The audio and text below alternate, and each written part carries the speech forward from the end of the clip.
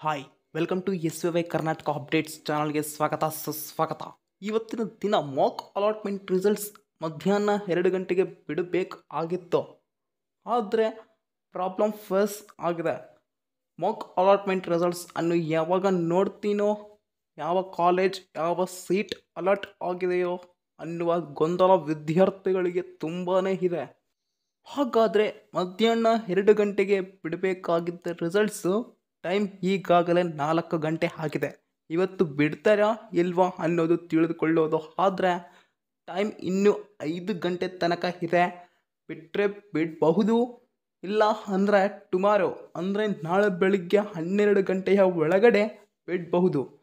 Almost properly ಇವತ್ತು ಬಿಡೋದು ತುಂಬ ಡೌಟ್ ಅಂತ ಕಾಣ್ತಿದೆ.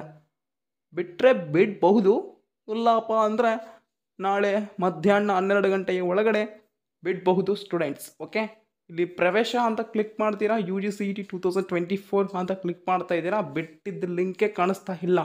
ಪ್ರತಿಯೊಬ್ಬರಿಗೆ ಅದೇ ಡೌಟ್, ಹೌದಾ?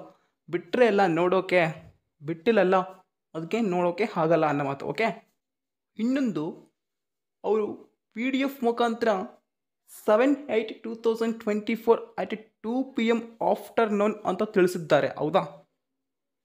ಆದ ಕಾರಣ ಮಧ್ಯಾಹ್ನ 2 ಗಂಟೆಯ ನಂತರ ಏನಾದರೂ ವರ್ಕ್ ಇರಬಹುದು.